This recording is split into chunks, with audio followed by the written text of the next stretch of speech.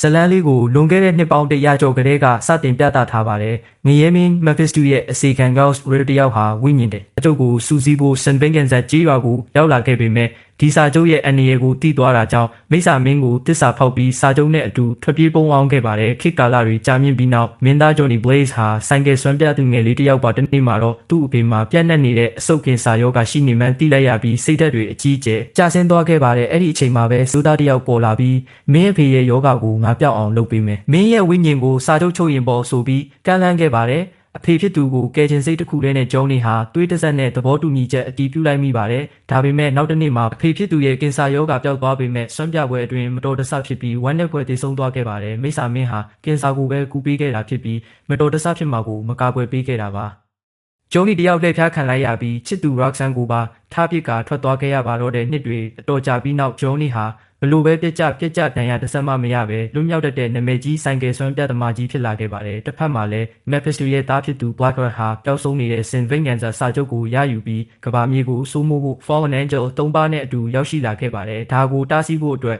Mephisto ဟာ Johnny နဲ့အပေးအယူကိုပြန်စတင်ခဲ့ပါတယ်။ညဘက်ရောက်တာနဲ့ Johnny ရဲ့ခန္ဓာကိုယ်ဟာမီးတောက်တွေလောင်ကျွမ်းပြီးအယိုးကောင်းတဲ့ Ghost Rider အဖြစ်စတင်ပြောင်းလဲသွားခဲ့ပါတော့တယ်။ Ghost Rider မှာအကြောက်စရာကောင်းဆုံးစွမ်းအားတစ်ခုရှိပါတယ်။အဲ့ဒါကတော့ Penester ပြစ်ဒဏ်ခတ်အကြီးပါပဲ။ရာဇဝတ်သားတွေရဲ့မျက်လုံးကိုစိုက်ကြည့်ုံနဲ့သူတို့ပြုလုပ်ခဲ့တဲ့မြအဖြစ်တွေနိုင်ကျင်မှုတွေကိုအစမတန်ပြန်လဲခံစားစေပြီးဝိညာဉ်ကိုမီးလောင်ကျွမ်းစေတာပါ။ကြောင်းနေဟာ Blackheart ရဲ့နောက်လိုက်မြေမိတ်စာနဲ့လေမိတ်စာတွေကိုတကောင်ပြီးတကောင်ရှင်းလင်းပစ်ခဲ့ပါတယ်။အဲ့ဒီနောက်အမှအန်တရားကိုသိရှိဖို့တင်ချိုင်းဆောင်စီသွားခဲ့ရမှာအဲ့ဒီအဖိုးအိုဟာလွန်ခဲ့တဲ့နှစ်150ကစာချုပ်ကိုဝတ်ထားခဲ့တဲ့အရင် Ghost Rider Home Carter Slade ဖြစ်နေမှန်းသိလိုက်ရပါတယ်။ Blackheart ဟာ Johnny C ကစာချုပ်ရဖို့အတွက်သူ့ရဲ့ချစ်သူ Roxanne ကိုဖမ်းဆီးလိုက်တာကြောင့် Johnny ဟာ Carter Slade ထံမှစာချုပ်ကိုယူဆောင်ခဲ့ရပါတယ်။အဲ့ဒီနောက် Ghost Rider နှစ်ယောက်လုံးမိတောက်နေတဲ့ဆိုင်ကယ်မြင်းတို့နဲ့အတူ Sin Vengeance မျိုးပြက်စီတို့မောင်းနှင်ခဲ့ကြပါတယ်။သူတို့နီးကပ်လာစဉ်မှာ Slade ကဒါဟာသူ့ရဲ့နောက်ဆုံးပြောင်းလဲမှုဖြစ်မယ်ဆိုတာသိတာကြောင့်ရပ်တန့်လိုက်ပါတယ်။သူဟာ Johnny C တနက်တကောလက်ဆောင်ဖြစ်ပေးခဲ့ပြီး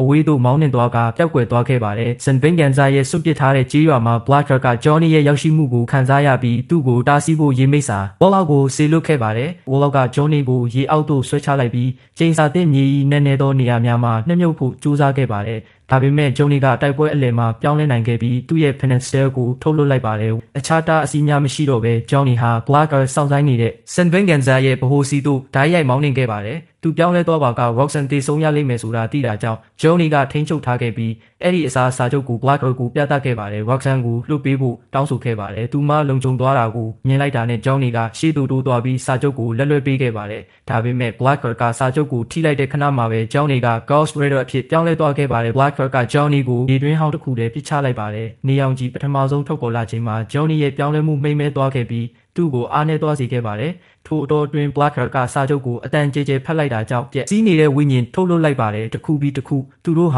သူ့ရဲ့ခန္ဓာကိုယ်ထဲစီးဆင်းသွားပြီးကြီးမားတဲ့တရဝါအဖြစ်ပေါင်းစည်းသွားခဲ့ပါတယ်။ Roxanne က Johnny စီပြေးသွားပြီးထွက်ပြေးဖို့တောင်းပန်ခဲ့ပါတယ်။ဒါပေမဲ့ Johnny ကထွက်ပြေးလို့မရဘူးဆိုတာသိပါတယ်။ Blackheart ကသူတို့နှစ်ယောက်လုံးကိုမဖျက်ဆီးမချင်းရက်တက်မီမဟုတ်ပါတိုက်ခိုက်ဖို့ဆုံးဖြတ်ထားတဲ့ Johnny ကတနက်ကိုကင်ပြီးမိစ္ဆာကိုပြစ်ခတ်ခဲ့ပေမဲ့လူသားလက်နက်တွေဟာဝိကျက်အပေါ်မှာသုံးမဝင်ပါဘူး။ Johnny ကကူညီကိုးကွယ်ရမယ့်လဲကျနေစဉ်မှာ Blackheart ကသူ့ရဲ့ဝိညာဉ်ကိုစုပ်ယူဖို့ပြင်ဆင်ခဲ့ပါတယ်။ဒါပေမဲ့သူမလုံနိုင်မိမှာပဲ Roxanne ကတနက်ကိုကောက်ယူပြီးကြီးစံကုန်တဲ့အထိ Legend ကိုပြစ်ခတ်ခဲ့ပါတယ်။ဒီတိုက်ခိုက်မှုဟာဘာမှမလုံနိုင်ခဲ့ပေမဲ့မိစ္ဆာကြီးအာယုံကိုသူမစီပြောင်းသွားစေခဲ့ပါတယ်။သူမကိုကာကွယ်ဖို့ကြံရမရဖြစ်နေတဲ့ Johnny က Roxanne ကိုတနက်ပြစ်ပေးဖို့ပြောခဲ့ပါတယ်။တနက်ကသူ့လက်ထဲရောက်သွားတဲ့ခဏမှာပဲသူ့ရဲ့စွမ်းအားကိုအဲ့ဒီကနေတဆင့်ထုတ်လွှတ်လိုက်ပြီးတနက်ကိုငရဲလက်နက်အဖြစ်ပြောင်းလဲလိုက်ပါတယ်။မိတောက်နေတဲ့ပြစ်ခတ်မှုတစ်ခုနဲ့သူဟာကျွမ်းနေစဉ်မှာပင် Legion ဟာပြန်လည်ဖွဲ့စည်းခဲ့ပြီးဝိညာဉ်များကိုသူ့စီပြန်လည်စုစည်းခဲ့ပါတယ်။အဲ့ဒီအခါမှာ Johnny က Blackheart မှာနောက်ဆုံးမှာဝိညာဉ်တစ်ခုရှိသွားပြီဆိုတာသိလိုက်ရပါတယ်။အခုတော့ Penester ကိုခံနိုင်ရင်မရှိတော့ပါဘူး။ဆုံးဖြတ်ချက်နဲ့အတူ Johnny ဟာ Ghost Rider အဖြစ်ပြန်လည်ပြောင်းလဲသွားပြီးသူ့ရဲ့အားအကောင်းဆုံးတိုက်ခိုက်မှုကိုထုတ်လွှတ်လိုက်ပါတယ်။ Blackheart ဟာသူဆုပ်ယူခဲ့တဲ့ဝိညာဉ်တစ်ခုစီနာကျင်မှုကိုမဖြစ်မနေခံစားခဲ့ရပါတယ်။အပွဲအောင်နိုင်သွားတဲ့အခါ Mephisto ပေါ်လာပြီး Ghost Rider ရဲ့စွမ်းအားကိုတောင်းဆိုဖို့ပြင်ဆင်ခဲ့ပါတယ်။ဒါပေမဲ့ Johnny ကညှင်းဆန်ခဲ့ပါတယ်။သူ့ရဲ့ချိန်စာကိုစွန့်လွတ်မဲ့အစားသူဟာကင်းဆောင်ဝိညာဉ်ကိုသူ့ရဲ့တခင်ဆန့်ကျင်ဘက်မှာအသုံးပြုမည်ဟုကြေညာခဲ့ပါတယ်။ခုကစားပြီးသူဟာမိစ္ဆာအတွက်မဟုတ်ဘဲမကောင်းမှသူကိုစန့်ကျင်တိုက်ခိုက်မည်ဖြစ်ပါတယ်။အဲ့ဒီနောက် Johnny ဟာ